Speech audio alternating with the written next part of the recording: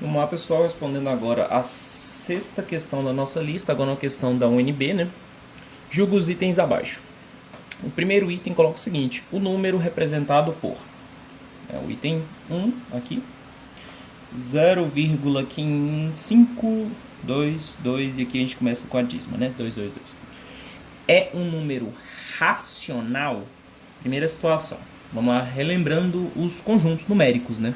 Você tem que pensar o seguinte: dentre os conjuntos numéricos, você tem que pensar que para ser irracional, ele não pode ter uma dízima, correto?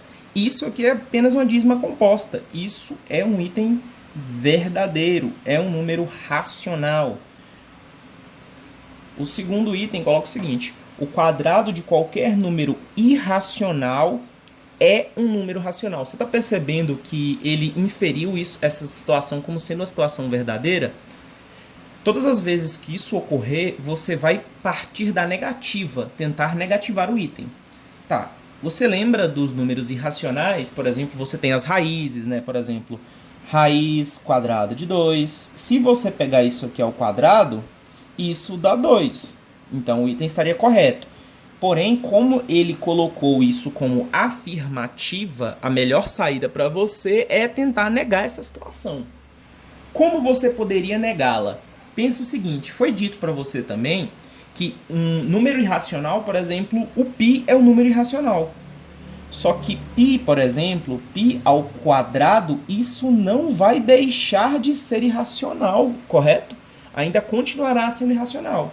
Consequentemente, o quadrado de qualquer número racional é um número racional? Isso é mentira. Terceiro tópico. Se mn são números irracionais, então m vezes n pode ser irracional, pode ser racional.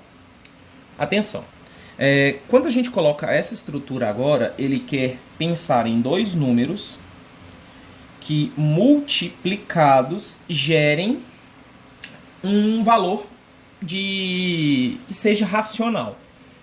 Quando nós colocarmos esse tipo de item, nós temos que tomar cuidado com o seguinte: quando ele colocar situações como pode, normalmente esses itens estão corretos, entendeu?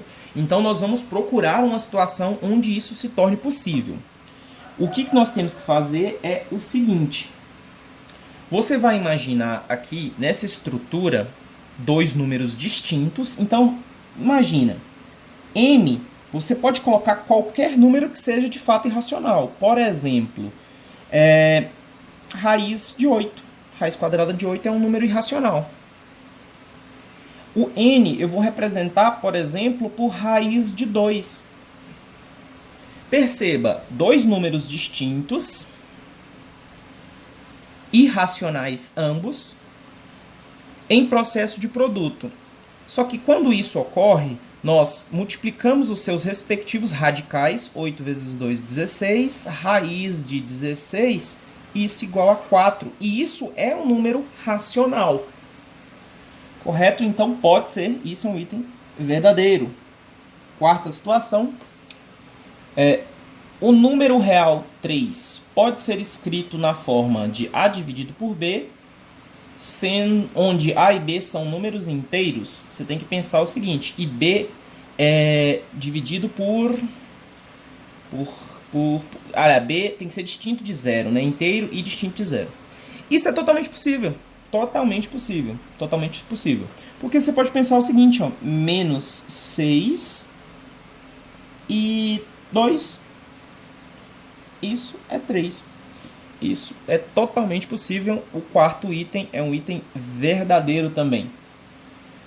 Quinto item é um item mais técnico, né? Agora, toda raiz de uma equação algébrica de segundo grau é um número real?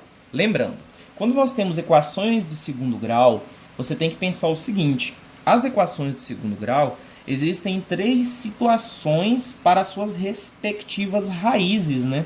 Por exemplo, eu vou representar só a positiva aqui, só a nível de demonstração.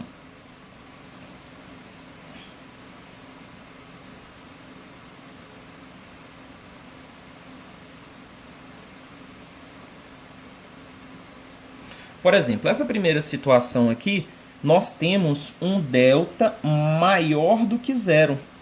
Consequentemente, delta maior do que zero, ele possui duas raízes reais e distintas, porque toca duas vezes o eixo de x, né? Esta situação, por sua vez, você já vai estar observando o seguinte: ele possui apenas uma raiz real, certo? Então, nessa situação, delta é igual a zero. Agora, quando isso aqui ocorre, delta é menor do que zero e ele não toca o eixo de x. Consequentemente, ele não tem raízes. Então, quando o item afirma toda raiz da equação algébrica de segundo grau é um número real, ele torna esse item falso, porque nós temos essa terceira situação aqui, ó. Tudo bem?